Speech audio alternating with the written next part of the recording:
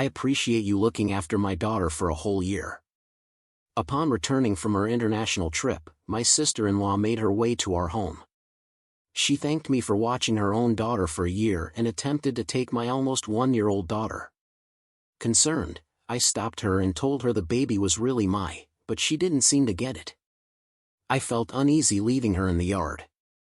I was genuinely afraid of what she was about to say because I didn't realize then how terrifying they would be. Her face turned pallid as she saw I wasn't kidding. That's when my sister-in-law caused chaos to start happening. All of this began approximately 18 months ago when my sister-in-law Megan, 25, unexpectedly returned to her parents' house with a baby. She replied, "I'm afraid of parenting our child in a foreign country, but my spouse moved overseas abruptly." To me, it's also novel. Yes, and I'm also expecting. I hope our kids get along. If this is Kristen's child, they will look adorable together. Being friends with my mom and sister seems strange, Megan remarked. Despite my age difference, Megan was approachable and had no trouble conversing with me. It gave me hope that after I had my own child, we could still be close friends. Megan resided with her parents, and my 30-year-old husband and I shared a house. That Megan's place is close by is fantastic. We are free to hang out whenever we like, I reasoned. I soon discovered, though, that I was being overly trusting. Bit by bit, Megan began to show who she really was after returning to live with her parents. "I apologize, Kristen. I'm unable to look after my child because of an urgent matter. For me, could you monitor her?" "Sure, but what's going on?" "My father's back hurt." With sympathy, Megan would say, "I have to get him some patches." I gladly looked after her infant, but Megan would always find an excuse to leave her child with me. But that wasn't the only problem. "Sorry, I need you to look after my baby again today, Kristen." "Megan, are you lying to me?" "What? Why would you say that?" I sighed since her response was so excessive. "Do you believe I'm a moron? Your father has never experienced back issues." "Have I said that?" "I'm not sure." Even tracking her lies became difficult for her. There was yet more. "Hey, someone said they saw you out in town." "What? Who made a leak?" "No, it must have been someone who looked like me." "Who are you going to believe, some random person or your sister-in-law?" She tried to convince me, but her acting was appalling. "Look after your own child first. I'm through assisting you." "What? Why? It isn't equitable." Megan gave a childlike tantrum, but then abruptly stopped, as if she had a thought. "Fine, I'll make you want to take care of my child yourself." "What do you mean?" She smirked, took the infant, and left our house without answering. Uneasy, I discussed Megan's actions with my spouse and in-laws, but it was like talking to a brick wall. She had a plan, and she displayed neither understanding nor regret. I heard a baby cry one afternoon as I was dozing off on the couch with my growing baby. "Is it coming from a house next door?" "It sounds too near," my mind said. My phone then started ringing. "Hello, Kristen speaking." "Hey, Kristen, please take care of my baby." "What? I promised not to observe her anymore, didn't I?" Megan laughed as though my rejection was amusing. "It's past due. I've already left my infant at your door." I was so scared that I ran to the door a while back. A baby was sobbing on my porch. "Megan, what were you thinking?" I let out a cry. "I had no choice, because you were being mean," Megan retorted, sounding ecstatic as though she had just pulled off a practical joke. "Did I not tell you, too? I would entice you to look after my kid. You wouldn't abandon a child at the door, do you? Give up making jokes. Right now, where are you?" I insisted. "I guess being pregnant makes it difficult for you to go out," Megan chuckled before hanging up. Her phone went off when I tried to contact her back. When she did come back in the evening, I protested, but she disregarded me. This continued until, with reluctance, I began to watch the doorstep and pick up the infant every time Megan called. With no remorse, Megan stated she was helping me prepare for my impending birth, and she expected me to be grateful. I'm not asking for thanks, but isn't there something to be said about attitude? Her behavior was starting to irritate and stress me even more. This continued for 6 months until an incident that occurred a year ago. Megan said, "Going abroad for a bit, that's all," and then she abruptly vanished. Nobody knew where she went, which wasn't unusual given her penchant for impromptu travels paid for by the money she made from her part-time work. My spouse mentioned it in passing, saying, "It's not new." Given that her spouse had been sent abroad, she most likely went to see him. We thought she was taking her child to meet its father. Our family barely discussed it because we were preoccupied with our own issues. I went into labor 2 weeks early and was taken to the hospital right before she vanished. Discourse about Megan waned as we adjusted to being new parents and dealt with the unexpected birth of our darling daughter, which caught us off guard. She was gone from us for a year before we realized it. My daughter's quiet life was upended by Megan once more when her first birthday drew near. "I'm back," came from her recognizable voice as it rang through the open front door. "Megan, you're back from overseas?" Barely believing it, I asked. She ignored my words and walked directly to my daughter. With an abrupt "thanks for looking after my daughter for a year," she attempted to take my child away. "Hey, what are you doing with my child?" I cried out and yanked her back right away. Megan had a perplexed expression. "Come on, you don't get to act like her mother just because you've had her for a year. In reality, this youngster is my daughter." For a brief while, we were both perplexed. "Megan, didn't you take your own child with you overseas? What topic are you discussing?" "I dropped her off in your yard," Megan interrupted. We seemed to be talking over each other, but I had a bad feeling that something terrible was going on. "You claim that you moved overseas for a year and left a child behind. I have been saying that you abandoned her in my yard.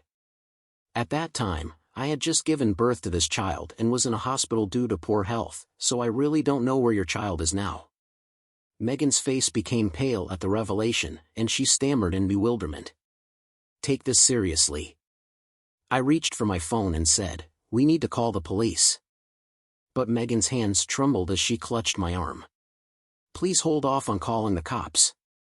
"However, how are we not able to?"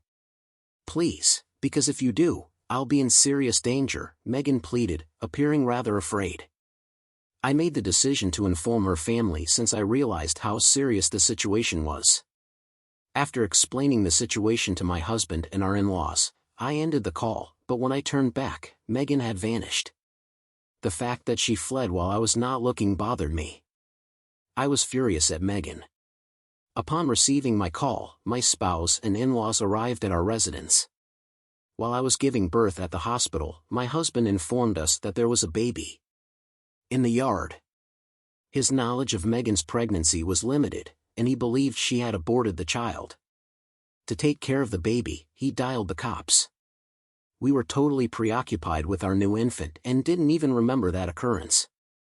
When Megan eventually made her way back, her child would have been about a year or 2 old. She probably mistook my child for her own due of their similar ages. We were relieved to learn that Megan's infant was safe and in an orphanage after speaking with the authorities. I made the choice to allow my spouse and my in-laws look after Megan's child. I was more concerned about Megan's apparent fear, though. Her degree of fear was not like hers. This had to be more complicated than it first appeared. When I made the decision to act, it was the right decision. "Seems like we should discipline her," I informed my spouse and in-laws. I never would have thought to use what I had on Megan, but this was the right moment. After a week, with everything ready, I gave Megan a call. She picked up the phone cautiously after a few rings. "Your child is safe, Megan. You're free to return home at this time," I told her. Megan walked over and rang the doorbell nonchalantly. I was really anxious. "I'm relieved she's safe," Megan murmured, entering our living room with a thoughtless giggle. It was unexpected, though, what she saw inside. "How in the world? What on earth are Aaron and Ben doing here?" Ben, Megan's partner in the affair, was sitting on the floor looking forlorn and as if he were about to cry, while her husband, or rather, her ex-husband Aaron, was seated on the sofa staring at her angrily. "This isn't good," Megan stated as she attempted to get out of our home. However, my large father-in-law was obstructing the door and preventing her from leaving. After all, Megan was seated next to Ben on the floor and received a scolding from our in-laws, my husband, and her ex-husband. "Come on, you think everything is all right now?"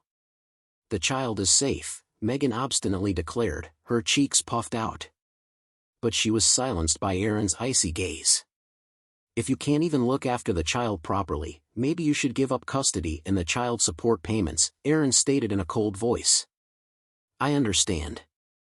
Aaron informed me that all of Megan's statements to us were false when I spoke with him. They had split due of her infidelity, and he hadn't been transferred abroad. In spite of this, Megan was receiving a sizable child support payment from Aaron and had been able to obtain custody of their child after the divorce. The parent who has custody can cheat, but they won't stop receiving child support. Megan freaked out because of this when I wanted to contact the cops. When she realized she wasn't truly caring for their child, she was afraid of what would happen.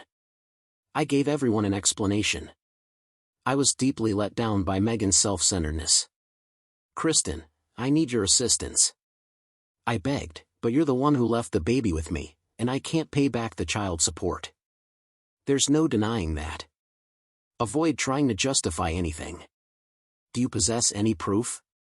Megan shrieked in fear as I inquired quietly. "You kept leaving your baby at my doorway, so I shook the footage off of my phone. For safety, I had the security camera installed. It's critical to protect the infant," I said. Megan covered her mouth in disbelief as she gasped. "When did you record this?" "Ever since you started dropping off your kid at my door. This video demonstrates how you have not been fulfilling your parental duties. Is it not preferable for the youngster to reside with Aaron?" I inquired. Megan bit her lip and gave a faint growl before turning to face Ben, who was seated next to her, and started crying. "Ben, please help me." Ben, who seemed to consider Megan as merely a casual connection, gently pushed her away, saying, "Everyone's picking on me. Megan, I have another family. You two have betrayed me. Who do you suppose will use the child support money to pay for our global trip?" As she realized her error, Megan gasped. Her attempt at argument was, "But is that really so wrong?" "It's not exactly a good thing," I replied with conviction.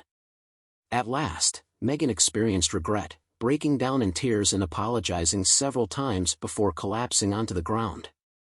"Wait, please. I really apologize. Please pardon me," she pleaded. But I was unable to simply let Megan off the hook. "Keep in mind that I will never forget the way you treated me and your child," I firmly responded. "You need to think carefully about what you've done." The police took Megan away, arrested her, and gave back custody of her daughter to Aaron. Megan is now required to pay $500 in child support each month until the child reaches adulthood. With my husband and in-laws cutting her off, Megan has a difficult path ahead of her after she comes out of jail. Ben was not exempt either. His wife requested recompense in her divorce filing. I, for one, am content with the life I lead with my spouse and our daughter. As we watch our daughter develop, every day is filled with new adventures and delights.